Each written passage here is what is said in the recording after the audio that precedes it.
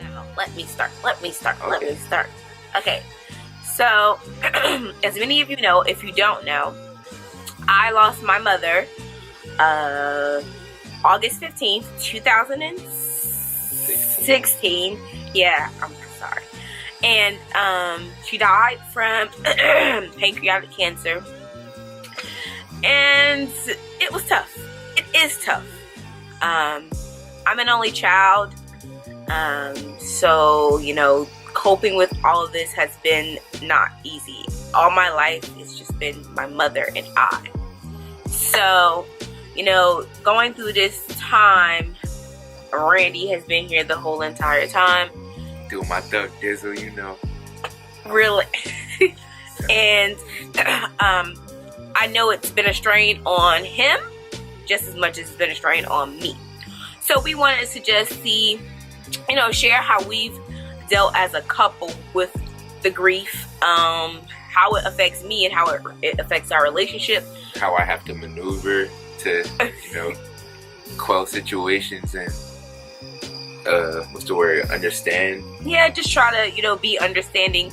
Right. Because one thing's for sure, your emotions are everywhere. No day is the same. It's always different. Your feelings one day may be really high, and your feelings one day may be really low. It's just an inconsistency of emotions.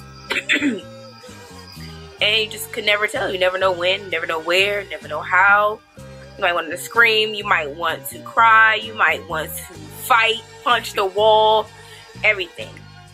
So, around this time last year, you know, that was about like what, 2 months after my mom passed. Mm-hmm. And I think at that point I really started to recognize, like, really come to wits that she had passed. Like, because soak in.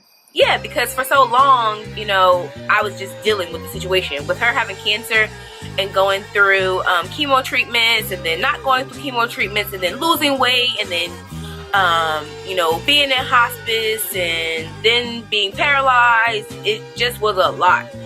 And Degradation was just consistent. Yeah, so like the everyday things that I had to deal with was like, I was scheduled, my brain was scheduled, I was registered to process everything and do it in a, not an emotional manner. I tried to keep I didn't keep my emotions away from the situation, but I just never wanted to show my mother that I was down, or that I was overwhelmed, or that I had to be strong. Yeah.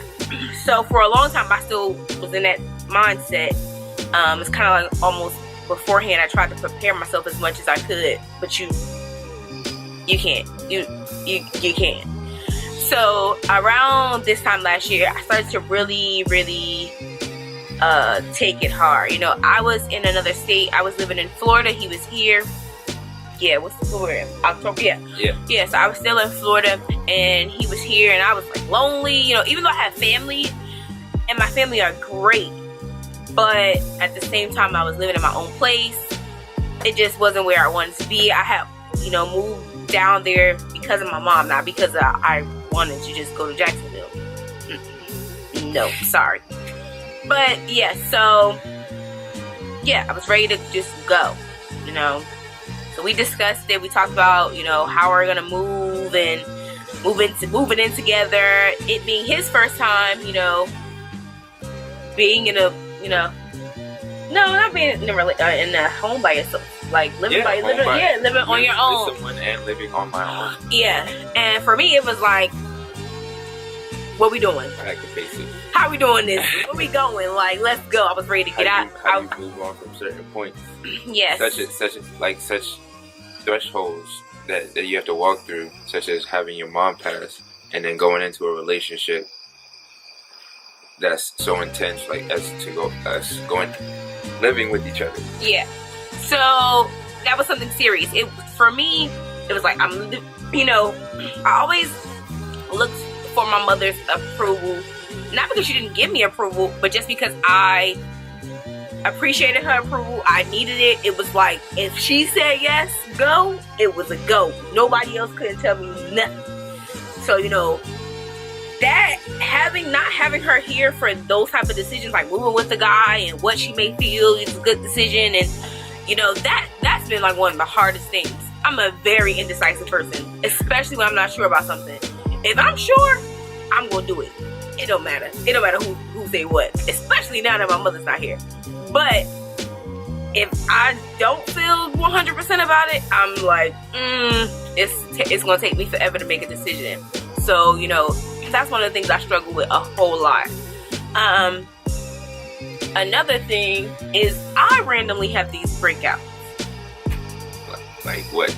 This year? It has to be like, no, like once a day. I feel like once a day I have a breakout. Like some random moment. It's not a day that goes by that I don't think about my mother. Not one day. Not one day.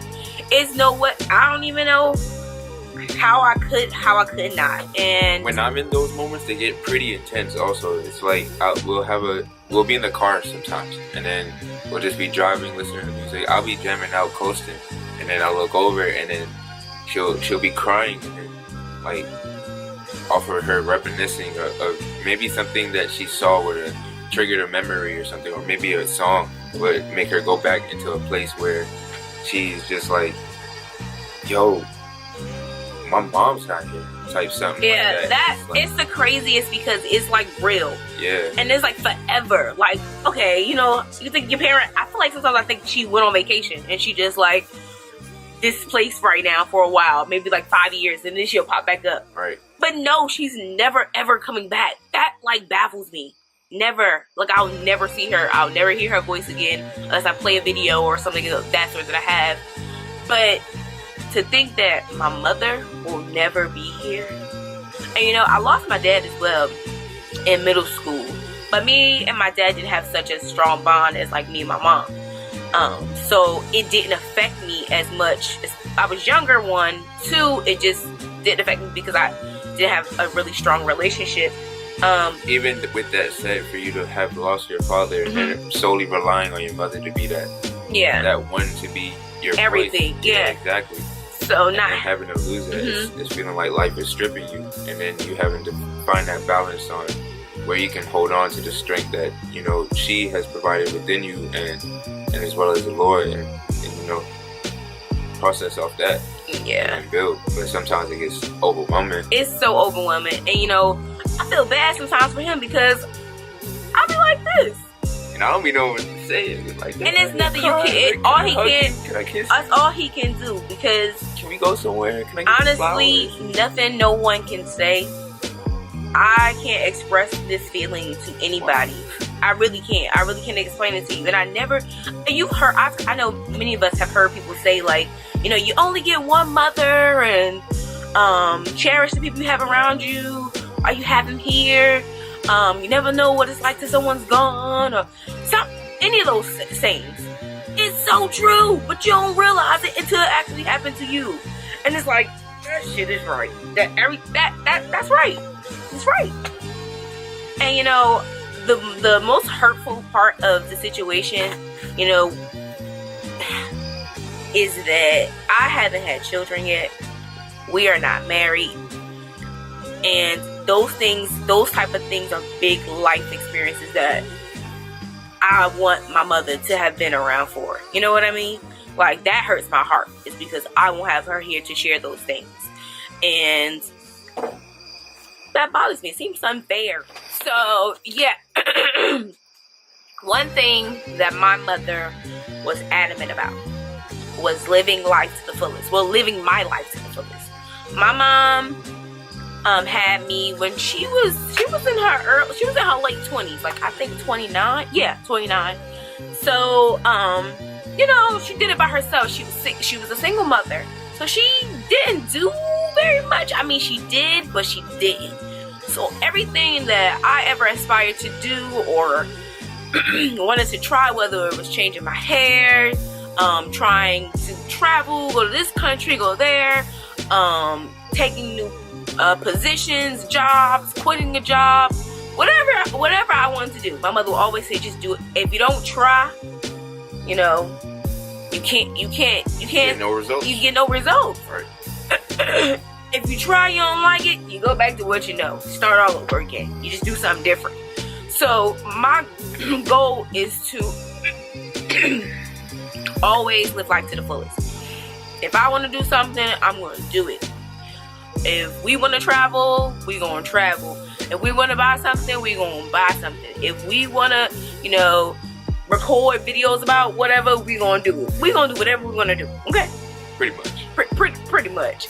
But needless to say, we decided, because my mom was cremated. She did not want to be buried. She was adamant on, you know, not wasting money on not wasting money on burying her. So she wanted to be cremated, and she wanted originally a butterfly urn, but she wanted it made in like glass. She didn't want like a regular urn with a design of a butterfly. She didn't want that. She wanted something that would represent her, but also be stylish, and she knew that we like together in my home. But she didn't want her ashes. She wanted her ashes to be spreaded on the beach or wherever I decided to do with that, and just to keep that urn as a representation of her. We haven't done that yet. Randy and I have decided to share her with the rest of the world. Basically, since pretty much because she would have wanted to travel everywhere if she could. If my mother could go if she could hop from country to country, she would have traveled and saw the world.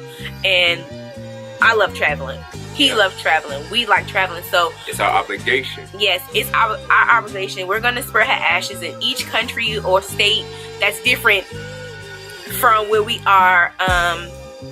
Any new experience that we have, we're going to share her as well. I'm going to wear a piece of her on me wherever we travel, and then I will spread some of her ashes wherever we go, and then we will record that experience as well and share with you guys, you know, how we felt doing that, where we did it at, and you know, doing the phase way. Basically, you know, doing the phase way. You gotta live life, celebrating life and love, being great, doing great things, giving back, doing well, doing good by people, living by your word.